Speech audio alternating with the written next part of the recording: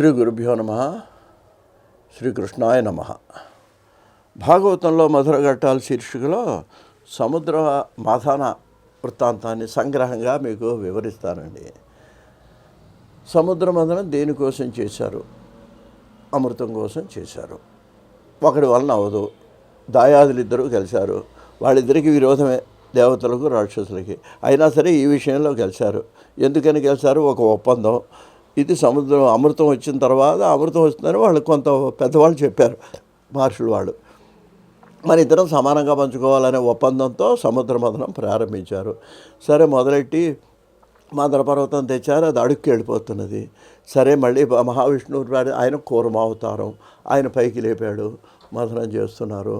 అయ్యా మరి హలాహలం వచ్చింది. హలాహలం వచ్చిన తర్వాత అందరూ దూరంగా పారిపోయి ఎలాగ అంటే అప్పుడు విష్ణువు దగ్గరికి శివుడి దగ్గరికి వెళ్ళారు. చూడండి, అయ్యా మమ్మల్ని కాపాడమన్నాడు బోళాశంకరుడు. అలా అక్కడ పోతం రాస్తాడండి. మింగెడిది గరళమనియు మేలని ప్రజకుని మింగమళ్ళే సర్వమంగళ అంటాడండి పోతన. ఆయన భర్త దగ్గరికి వచ్చి ఏమయ్యా కొంచెం విషం కొంచెం తీసుకోవయ్యా అన్నాడు. అదేమో మందులాగా ఏదో అంటే ఆయన ఈవిడన్నదిట అది విషం అని తెలుసు, తినేవాడు తన భర్త అని తెలుసు, అయినా మింగు అన్నదిట. ఎందుకని? మేలని ప్రజకు ప్రజాక్షేమం ఉండే ఆ అమ్మవారికి. అంతేకాదండి, మింగినా ఏమవుదో ఆయనకని తెలుసు. అందుకనే మంగళసూత్రంబునెంతమంది నమ్మినదో అంటాడు పోతన. ఆవిడ ఆ మంగళసూత్రాన్ని ఏం నమ్ముకుందయా అంటాడు పోతన. ఎవరు? ఆ లలితాదేవిని గురించి, ఆ పార్వతీదేవిని గురించి. అందువలన సరే మొత్తం విషయం తీసుకున్నాడు. అక్కడితో అయిపోయిందా? అక్కడి నుంచి మీకు సంగ్రహంగా అక్కడ ఏ ఏ వస్తువులు వచ్చినాయో మీకు నేను మనవి చేస్తానండి. ముందు అక్కడి నుంచి వచ్చేటప్పటికి అక్కడ ఒకటి ఏంటంటే ఆ తర్వాత మళ్ళీ మొదలెట్టారండి. మళ్ళీ సముద్ర మథనం చేయటం మొదలెట్టారండి. మళ్ళీ సముద్ర మథనం చేయటం మొదలెట్టేటప్పటికి కామధేనువు పుట్టిందిటండి ఆ సముద్రంలో, ఆ మథనంలోంచి. ఆ కామధేనువు పుట్టేటప్పటికి మహర్షులందరూ కలిసి ఏమయ్యా దేవేంద్రుడా నీ దగ్గర ఉంచవయ్యా, మా అందరికీ యజ్ఞాలకు వాడికి ఉపయోగిస్తున్నాడు. వీళ్ళు ఒప్పుకుంటున్నారు. రాక్షసులు ఎందుకు ఒప్పుకుంటారు? వాళ్ళకి అసలు అమృతం, ఈ చిన్న చిన్న వాళ్ళకి ఆశించడం, వాళ్ళు అమృతం కావాలి. అందుకని ఒప్పుకొని ఏం చేశారు? సరే తీసుకొని ఇలా కామధేనువుని అన్నారు, మంచి పాలు అది ఇస్తుందని. తర్వాత రెండోది ఏమొచ్చిందిటండి? గుర్రం వచ్చిందిటండి, ఉచ్చైశ్రవము. దీన్ని కూడా దేవేంద్రనట నాకైతే మా లోకంలో బాగుంటుందండి అన్నాడు. పట్టుకుపో అన్నారు వాళ్ళు. రాష్ట్రం మీద అబ్జెక్షన్ పెట్టలేదు. రెండోది. మూడోది ఏమొచ్చిందిటంటేనండి ఏనుగు వచ్చిందిటండి, ఐరావతం అనమాట.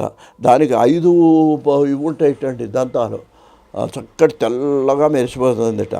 దాన్ని కూడా ఎవరు తీసుకున్నాడు? దేవేంద్రుడు తీసుకున్నాడండి.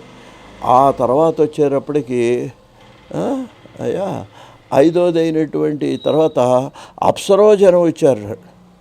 నాలుగోది.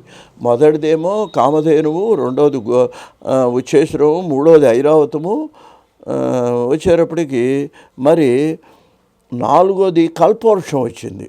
కల్పవృక్షం అంటే కోరికలు తీరుస్తుంది. ఆ చెట్టు దగ్గరికి వెళ్ళి మనం ఏం కావాలంటే అది ఇస్తుంది. ఐదోది అప్సరసలు వచ్చారట. అప్సరసలు వచ్చేటప్పటికి దాన్ని కూడా ఇదేంటి దేవతలే తీసుకున్నారటండి. తీసుకునేటప్పటికి ఆరోది సుధాకరుడు వచ్చారటండి. సుధాకరుడు అంటే ఎవరు? చంద్రుడు వచ్చారటండి. ఏడోది లక్ష్మీదేవి వచ్చింది. లక్ష్మీదేవి వచ్చి ఆవిడేం చేసిందట? రావటమే దండ పెట్టుకొని శ్రీ మహావిష్ణువును వరించిన తర్వాతనండి అక్కడికి సముద్ర మథనంలో పూర్తయిన తర్వాత ఎనిమిదోది వారుని వచ్చిందండి. వారుని అంటే మద్యం. చెప్పాం కదండి, మద్యపానం. అబ్బో ఎంత నష్టం. వీళ్ళు మెదలకుండా ఊరుకున్నారు. దేవతలు అడగల. రాక్షసులు వచ్చి మాకు కావాలన్నట్ట. ఆ మొత్తం తీసుకెళ్ళి ఆ మద్యపాన మొత్తంలో ఆ మద్యం మొత్తం మా అమృతం కోసం వచ్చిన వాళ్ళు మద్యం తాగటం మొదలెట్టారు. ఆ మద్యం మొత్తం తాగారండి. తొమ్మిదోది ధన్వంతరి వచ్చిందండి. ధన్వంతరి అంటే ఏంటనమాట? ఆ ధన్వంతరి అనేటువంటి ఆయన ధన్వంతరి అమృత భాండం పట్టుకొని వచ్చేటండి. అదే అక్కడ విశేషం. ఆయన అమృత భాండం చేతితో పట్టుకొని వచ్చాడు. సరే వాళ్ళు చూశారు, నమస్కారం. ఆయన దేవవైద్యుడు. తర్వాత ఆయనే వైద్యం చాలా ఎక్స్పర్ట్ ఆయన ఆపరేషనల్ వాటిలో.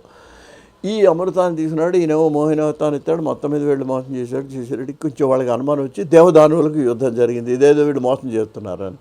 ఇవాళ మనకు జరిగే మహాకుంభమేళ ఏంటంటే ఈ అమృతమదనం సమయంలో 12 రోజులు దేవదానవులు రాక్షసులు దేవతలు యుద్ధం చేస్తే మధ్యలో 4 చుక్కలు పడ్డాయిట కింద మన భూలోకంలో. ఆ 4 చుక్కలు పడితే ఈ 12 రోజుల తర్వాత మొత్తం మీద ఈయన కూర్చోండి మీకు సమానంగా సత్తాను. అప్పుడు మళ్ళీ మోహిని అవతారంలో విష్ణుమూర్తి వేరే కథ. ఇక్కడ పడ్డ చోట్ల ప్రయాగలో, కాశీలో, ఉజ్జయినిలో ఇట్లా కొన్ని చోట్ల అమృత బిందువులు పడ్డాయండి. అందుకని అక్కడ 12 రోజులు, రోజు అంటే ఇక్కడ సంవత్సరం కాబట్టి 12 సంవత్సరాలకు ఒక ప్రాంతంలో ఇవాళ మనకు జరిగే కుంభమేళా జరుగుతున్నది అనేటువంటి విషయాన్ని కూడా పెద్దలు మనకు మనవి చేయటం జరిగింది. ఈ విధంగా ఆ అమృతమథనంలో వచ్చిన వస్తువులు అధిక భాగం దేవేంద్రుడికి దక్కినాయి, ఒక మద్యం మాత్రం దేవతలకు దక్కింది, రాక్షసులకు దక్కింది. లక్ష్మీదేవి ఏమో ఈ శ్రీ మహావిష్ణువుకు, చంద్రుడేమో మళ్ళీ తీసుకెళ్ళి ఆయన శివుడు తల మీద, ఎందుకంటే విషం తాగాడుగా, చంద్రుడు కూడా ఆయన నెత్తి మీద పెట్టుకున్నాడు. ఈ విధంగా అమృతమథనంలో జరిగిన విషయాలను మీకు మనవి చేసుకుంటూ స్వస్తి.